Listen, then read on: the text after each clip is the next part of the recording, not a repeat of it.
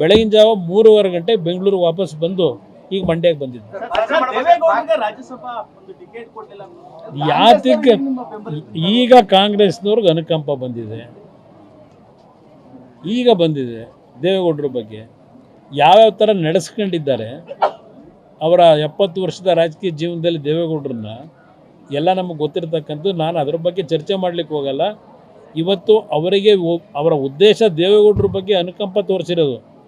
ಇವತ್ತು ಯಾವೊಂದು BJP JDSನ ಮೈತ್ರಿ ಇದೆ, ಈ ಮೈತ್ರಿ ಅವರಿಗೆ ಎಲ್ಲ ಒಂದು ಕಡೆ ಅಳಕಿದೆ. ಮುಂದಿನ ಚುನಾವಣೆ ಏನಾಗುತ್ತೆ ಅಂತಕ್ಕಂಥದ್ದು ಗೊತ್ತಿದೆ ಅವರಿಗೆ.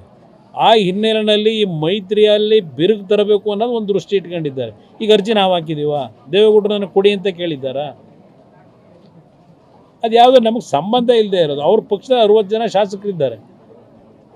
ನಾವು ಕೊಡಿ ಅಂತ ಕೇಳಿದ್ರೆ ಸಾರ್ವಜನಿಕವಾಗಿ ಯಾವ ರೀತಿ ದೇವೇಗೌಡರ ಬಗ್ಗೆ ಪ್ರತಿಕ್ರಿಯೆ ಬರ್ಬೋದು. ಇವತ್ತು ಕೆಲವರು ಚರ್ಚೆ ಮಾಡಬಹುದು, ಅಯ್ಯೋ ದೇವೇಗೌಡರು ಇದ್ದಿದ್ರೆ ಅಲ್ಲಿ ಧ್ವನಿ ಎತ್ತವರು ಅಂತೇಳಿ, ಅದು ಬೇರೆ ವಿಷಯ.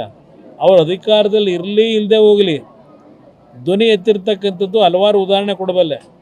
ಇವತ್ತು ಒಂದು ಉದಾಹರಣೆ ಕೊಡ್ತೀನಿ ನಿಮಗೆ. 1989 2 ಕಡೆ ದೇವೇಗೌಡರು ಸೋತರು. ಅವ್ರ ಪಕ್ಷಕ್ಕೆ ಬಂದಿದ್ದು ಕೇವಲ 2 ಸೀಟು. ಆ ಸಂದರ್ಭದಲ್ಲಿ ಅವತ್ತಿನ ಕಾಂಗ್ರೆಸ್ ಸರ್ಕಾರ ಇಲ್ಲಿ ತೆಗೆದುಕೊಂಡಂಥ ನಿರ್ಧಾರ, ನಮ್ಮ ಕಾವೇರಿ ಜಲನಯದ ನೀರನ್ನು ನಾವು ಉಪಯೋಗ ಮಾಡ್ತಕ್ಕಂಥದ್ರಲ್ಲಿ ತಮಿಳುನಾಡಿಗೂ ನಮಗೂ ಏನೋ ಘರ್ಷಣೆ ಇತ್ತು. 89ರಲ್ಲಿ ಅವತ್ತಿನ ನಮ್ಮ ರಾಜ್ಯ ಸರ್ಕಾರ ಉದ್ದಟತನ ಏನು ತೋರಿಸಿದ್ರು, ಪ್ರಥಮವಾಗಿ ಟ್ರಿಬ್ಯುನಲ್ ರಚನೆ ಆದಂಥದ್ದು ಅವರ ನಡವಳಿಕೆಯಿಂದ. ಆಗ ಹಲವಾರು ರೀತಿಯಲ್ಲಿ ತಮಿಳುನಾಡಿನಲ್ಲಿ ಏನು ಒಂದು ಅವ್ರಿಗೆ ಬೇಕಾದಂಥ ರೀತಿಯಲ್ಲಿ ಒಂದು ನೀರನ್ನ ಬಳಕೆ ಮಾಡ್ಕೊಳ್ಳಿಕ್ಕೆ ಹೊರಟರು. ನಿಮಗೆ ಒಂದು ನೆನಪಿಸ್ತೀನಿ, ಇವತ್ತು 2 ಕಡೆ ಸ್ವತಂತ್ರ ದೇವೇಗೌಡರು ಮತ್ತು 2 ಸೀಟ್ ಗೆದ್ದಂಥ ಪಕ್ಷ.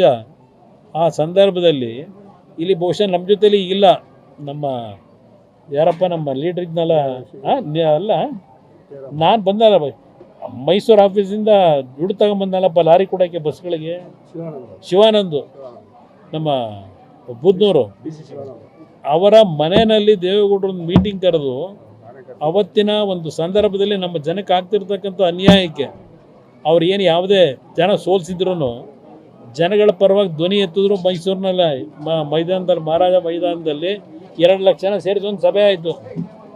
ಅದು ದೇವೇಗೌಡರ ಬಂದಂಥ ಬದುಕು. ಅವರು ಅಧಿಕಾರಕ್ಕೋಸ್ಕರವಾಗಿ ಇನ್ನೊಬ್ಬರು ಮನೆ ಮುಂದೆ ಹೋದವರಲ್ಲ. ಪ್ರಧಾನಮಂತ್ರಿ ಅಂತ ಸ್ಥಾನನೇ 5 ವರ್ಷ ಉಳಿಸ್ಕೊಳ್ಳೋಕೆ ಅವಕಾಶ ಇದ್ದಿದ್ದನ್ನು ಸ್ವಾಭಿಮಾನಕ್ಕೆ ಧಕ್ಕೆ ಆದರೆ 1 ನಿಮಿಷ ಇಲ್ಲಿರಲ್ಲ ಅಂತ ಬಂದಂಥವ್ರು.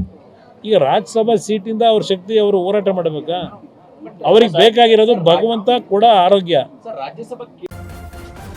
ನ್ಯೂಸ್ ಫಸ್ಟ್ ನಿರ್ಭೀತಿಯಿಂದ ನಿಮ್ಮ ಪರವಾಗಿ.